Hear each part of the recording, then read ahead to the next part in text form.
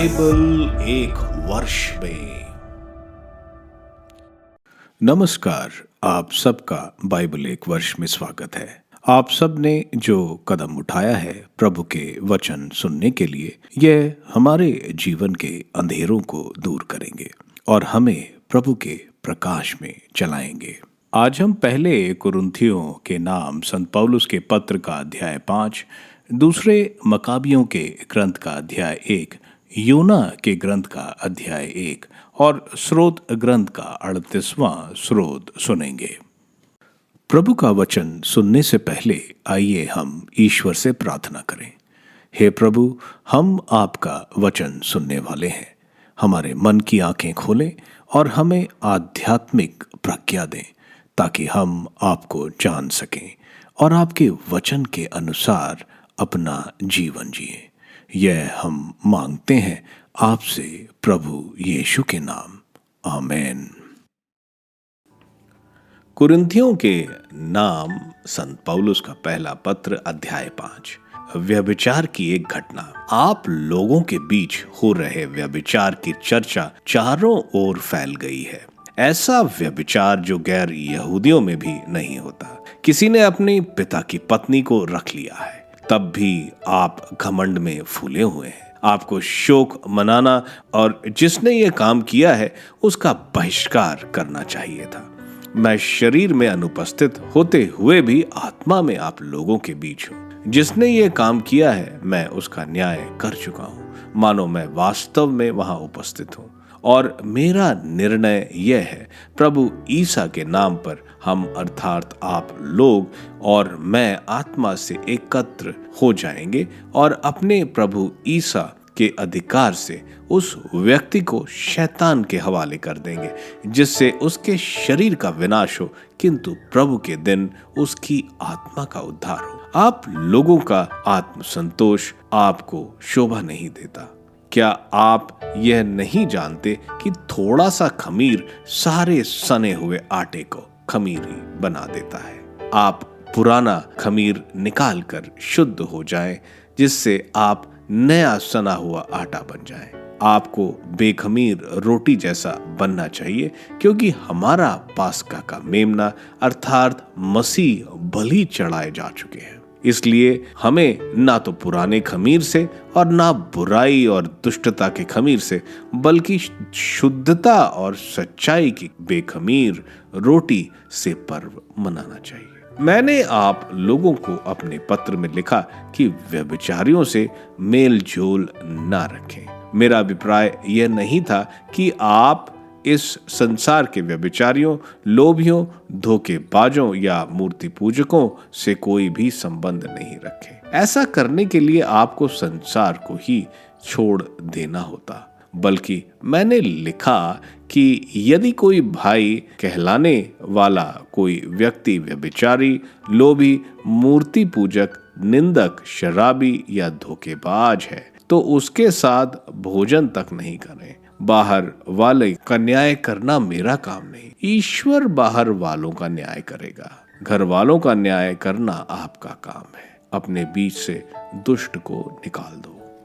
मकाबियों का दूसरा ग्रंथ अध्याय 1। शिविर पर मनाने का अनुरोध। मिस्र के यहूदी भाइयों को नमस्कार।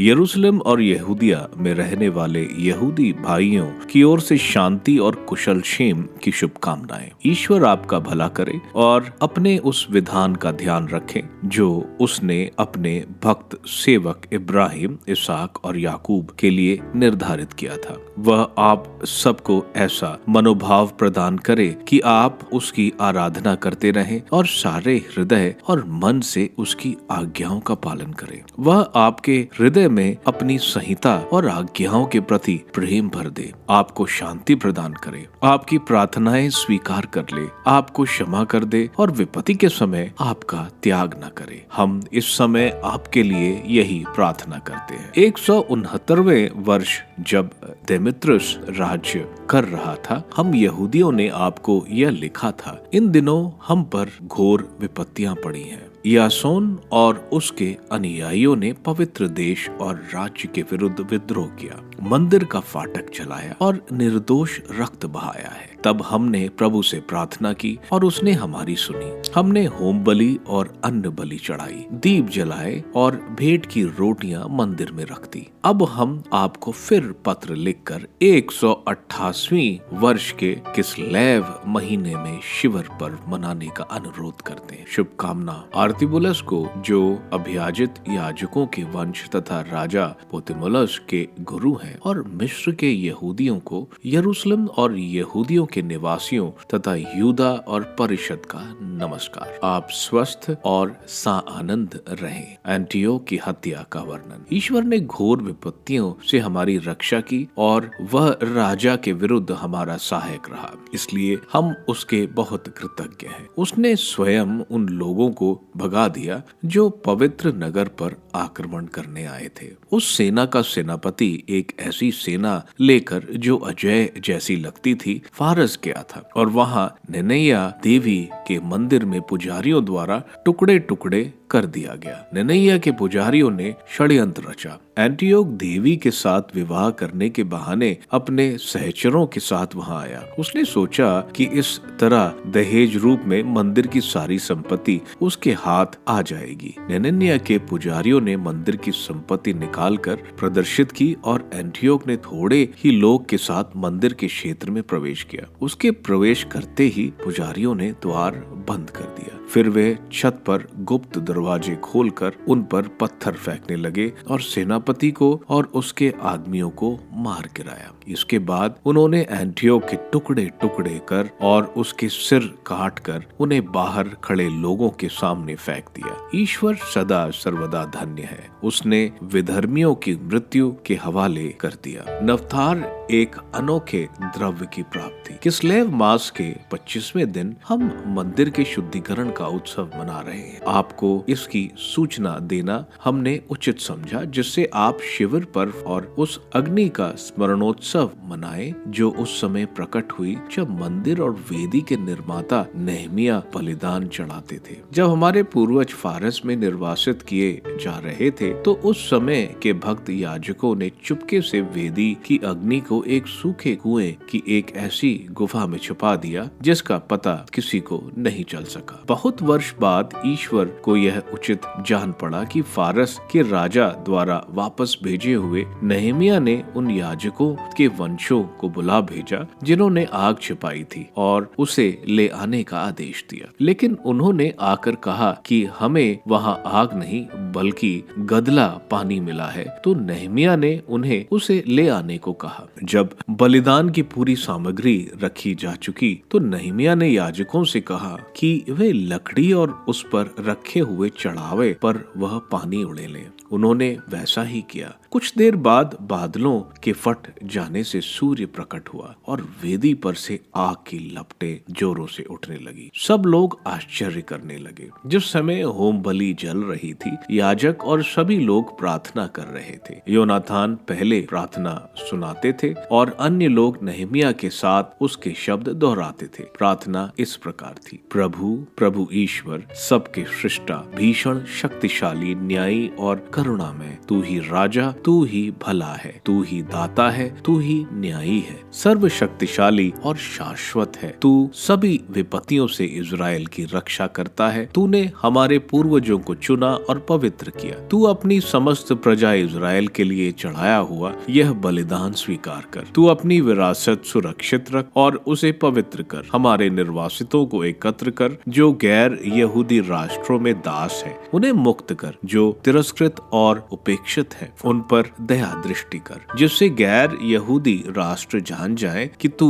हमारा ईश्वर है। जो लोग हम पर अत्याचार करते और घमंड के आवेश में हमारा अपमान करते हैं, तू उन्हें दंडित कर। जैसा मूसा ने कहा था, तू अपनी प्रजा को फिर इस पवित्र भूमि पर स्थापित कर। इसके बाद याजक भजन गाते थे। जब होम बलि जल चुकी थी, तो नेहमिया ने बचा हुआ पानी बड़े पेड़ पर उड़ेलने का आदेश दिया। जैसे ही ऐसा किया गया, पत्थरों से एक ज्वाला निकली जो होम बलि की वेदी से उठने वाली प्रखर ज्योति में विलीन हो गई। इस घटना की चर्चा फैल गई। फारसियों के राजा को भी बताया गया कि उस स्थान पर जहाँ याजकों ने आग छिपा रखी थी वहां वह पानी मिला था जिससे नहमिया और उसके साथियों ने होम बलि की सामग्री का शुद्धिकरण किया था। इस पर राजा ने घटना की जांच कराने के बाद वह स्थान घेर दिया और उसे पवित्र घोषित किया। राजा को उस स्थान से बहुत आमदनी होती थी और उसमें से वह उन लोगों को एक बड़ा हिस्सा देता जिन्हें उसने उस स्थान की देखरेख का प्रबंध सौंपा था। नहमिया के आदमियों ने उस द्रव्य का नाम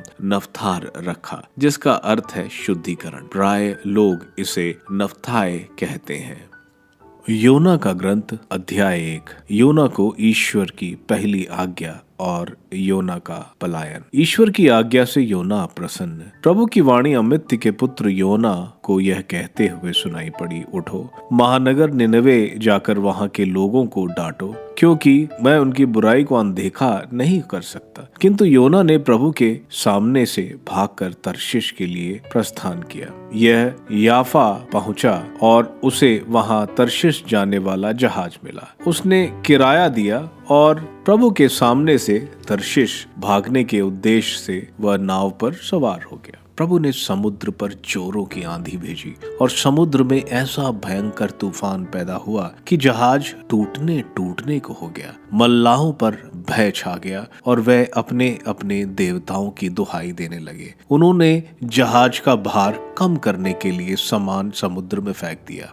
योना जहाज के भीतरी भाग में उतरकर लेट गया था और गहरी नींद सो रहा था। कप्तान ने उसके पास आकर कहा, सोते क्यों हो? उठकर अपने ईश्वर की दुहाई दो, वह ईश्वर शायद हमारी सुध ले जिससे हमारा विनाश न हो। इसके बाद मल्लाह एक दूसरे से कहने लगे, आओ हम चिट्ठी डालकर देखें कि किस व्यक्ति के कारण यह विपत्ति हम पर आई है। उन्होंने चिट्ठी डाली और योना का नाम निकला। उन्होंने उससे कहा, हमें अपना परिचय दो, तुम कहां से आए? तुम किस देश के निवासी हो? किस राष्ट्र के सदस्य हो? उसने उन्हें उत्तर दिया, मैं इब्रानी हूँ। मैं स्वर्ग के ईश्वर प्रभु पर श्रद्धा रखता हूँ जिसने समुद्र और पृथ्वी बनाई है। मल्लाह ये सुनकर बहुत डर गए और उन्होंने उससे कहा, तुमने ऐसा क्यों किया? योना ने उन्हें बताया था कि वह प्रभु के सामने से भाग गया था। तब उन्होंने उससे पूछा, हम तुम्हारे साथ क्या करें जिससे समुद्र हमारे लिए शांत हो जाए, क्योंकि समुद्र में तूफान बढ़ता जा रहा था। उसने उन्हें उत्तर दिया, मुझे उठाकर समुद्र में फेंक दो और समुद्र तुम्हारे लिए शांत हो जाएगा, क्योंकि मैं जानता हूँ कि मेरे ही कारण यह भयंकर तूफान तुम लोगों को सता रहा है। इस पर मल्लाहों ने डांड के सहारे जहाज को किनारे तक पहुंचाने का प्रयत्न किया, किंतु वे ऐसा नहीं कर सके क्योंकि समुद्र में उनके चारों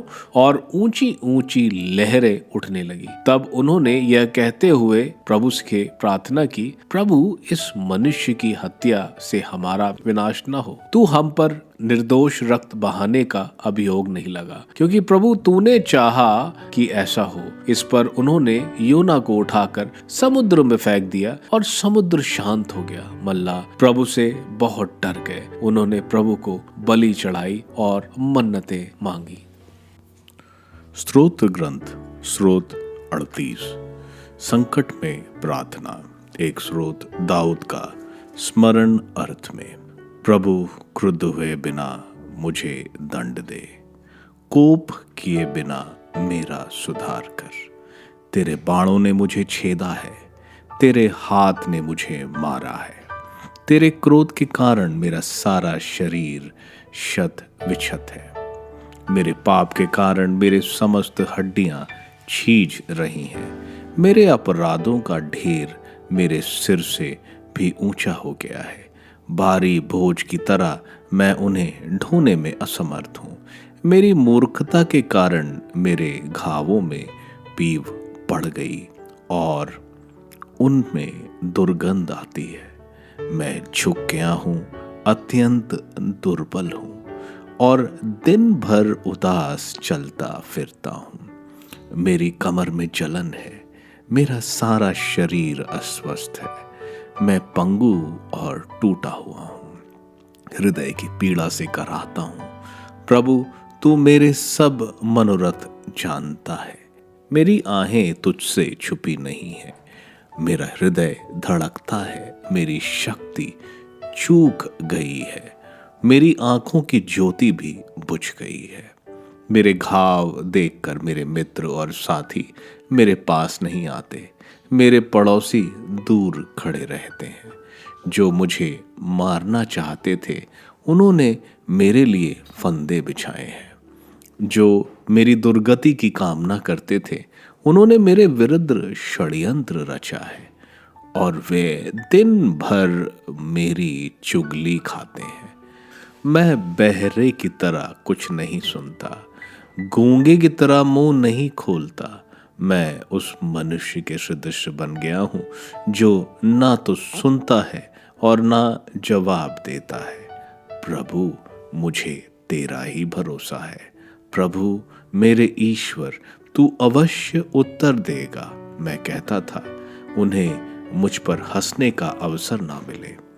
जब मेरे पैर फिसलते हो तो वे मुझ पर विजयी ना हो। देख, मैं लड़खड़ा कर गिरने को हूं। मेरी वेदना जाने का नाम नहीं लेती। मैं अपना अपराध स्वीकार करता हूं, अपने पाप के कारण अशांत हूं। जो अकारण मेरे शत्रु हैं वे शक्तिशाली हैं, जो नाहक मेरे बैरी हैं वह असंख्य हैं। जो मुझसे भलाई का बदला बुराई से चुकाते हैं वे मेरे भलाई के कारण मुझ पर दोष लगाते हैं। प्रभु, मुझे ना त्याग, मेरे ईश्वर मुझसे दूर न जा। प्रभु मेरे उद्धारक, शीघ्र ही मेरी सहायता कर। पहले कुरिन्थियों के नाम संत पौलुस के पत्र के अध्याय 5 में संत पौलुस नैतिक ईमानदारी के ऊपर जोर दे रहे हैं। कलीसिया में वह इस मामले में सतर्कता रखने को बता रहे हैं।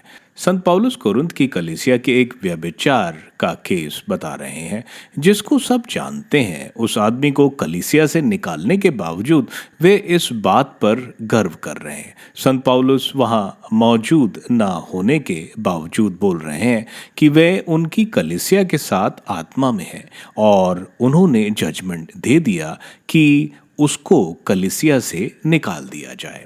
संत पौलुस उनको पुराने खमीर का आटा हटाने को बोल रहे हैं, यानी पुराना पापमय जीवन दूर करें और नया बेखमीरी जीवन बिना पाप के वह जिए। संत पौलुस उनको बोल रहे हैं कि कलीसिया व्यभिचारियों से दूर रहें। वे कलीसिया से बाहर जो हैं उनसे दूर रहें, बल्कि कलीसिया के भीतर भी जो व्यभिचारी लोग हैं उनसे कलीसिया के लोग दूर रहें। यह अध्याय आज भी उतना ही महत्वपूर्ण है क्योंकि हम इसी वातावरण में रहते हैं। हम संसार के नैतिक मूल्यों पर नहीं, कलीसिया के नैतिक मूल्यों पर अपना जीवन बिताएं। मकाबियों के दूसरे ग्रंथ का अध्याय 1 में यहूदी जो यरूशलेम में है वे इजिप्ट की यहूदियों को पत्र लिख रहे हैं कि उनकी कुशलता और शांति को पूछ रहे हैं। यह पत्र ईश्वर की दया मुख्योत्तर से मंदिर के शुद्धिकरण जो हुआ है उसको बता रहे हैं। वे इनको प्रोत्साहित कर रहे हैं कि वे भी मंदिर की शुद्धिकरण का त्योहार मनाएं। वह उनको यह त्योहार हर्ष उल्लास से मनाने को कह रहे हैं। योना के ग्रंथ के अध्याय 1 में ईश्वर योना को बोल रहे हैं कि वो निनवे जाएं और उनको उनकी दुष्टता के बारे में बताएं, लेकिन योना आज्ञा नहीं मानता है बल्कि तार्शिश की तरफ जाता है, एक जहाज में जो निनवे से उल्टी दिशा में था। इस पर ईश्वर भयंकर तूफान लाते हैं समुद्र में जो नाविकों को डरा देता है। नाविक चिट्ठी डालते हैं, पता चलता है कि इसका कारण योना है। योना मानता है कि यह सब उसकी वजह से ही हो रहा है। नाविक योना को समुद्र में फेंक देते हैं और समुद्र शांत हो जाता है और योना को बड़ी मछली निगल लेती है। यह अध्याय हमें सिखाता है कि ईश्वर की आज्ञाओं से दूर जाने पर हमें क्या मिलता है, वहाँ मुश्किलें, और वहीं उनकी आज्ञाओं को मानने से हमें शांति और समृद्धि मिलती है। स्रोत ग्रंथ के 38वें स्रोत एक विलाप का स्रोत है। पाप के बाद स्रोतकार शारीरिक और मानसिक पीड़ा का अनुभव कर रहा है जो कि पापी को अनुशासित कर रहा है। उसका साथ उसके दोस्त और परिवार छोड़ रहे हैं। वह ईश्वर से दुहाई मांग रहा है कि ईश्वर उसकी मदद करें। आप सबको धन्यवाद ईश्वर के वचन सुनने के लिए। मैं आपसे विनती करता हूं कि आप बाइबल एक वर्ष में को दूसरों के साथ शेयर करें, क्योंकि प्रभु का वचन स्वयं प्रभु यीशु है। प्रभु को दूसरों को देने वालों को प्रभु की आशीष जरूर मिलेगी। मैं आप सबका बड़ी बेसब्री से कल इंतजार करूंगा। धन्यवाद।